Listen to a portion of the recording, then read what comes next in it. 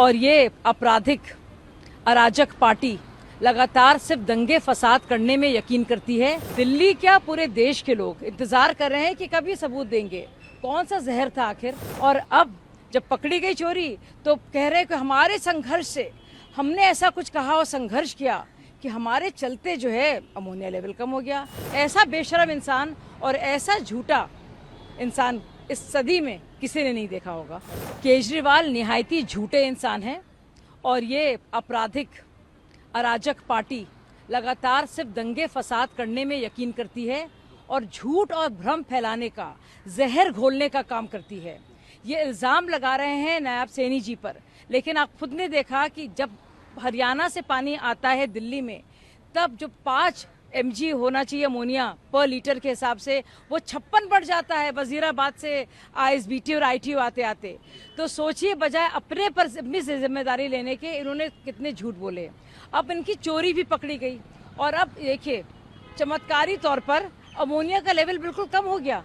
तो अब इनके पास कहने को कुछ नहीं है क्योंकि बाकायदा जांच हुई और दिल्ली के लोग अभी भी इंतजार कर रहे हैं। दिल्ली क्या पूरे देश के लोग इंतजार कर रहे हैं कि कब ये सबूत देंगे, कौन सा जहर था आखिर, किसने डाला, कहाँ डाला, कब डाला, और उसके बारे में इनके इंजीनियर्स कौन थे जिन्होंने इसका पता लगाया, किस तरीके से इन्होंने इसको डिटेक्ट किया।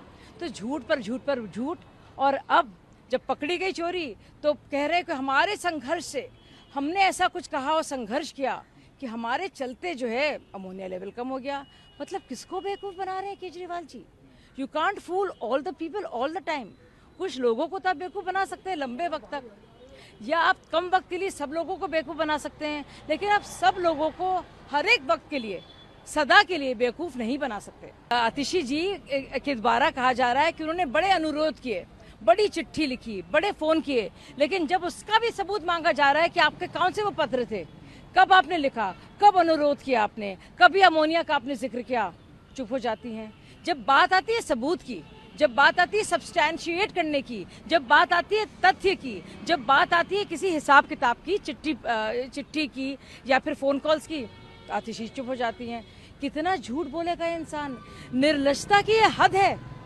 ऐसा बेशरम इंसान और ऐसा झूठा इंसान इस सदी में किसी ने नहीं देखा होगा।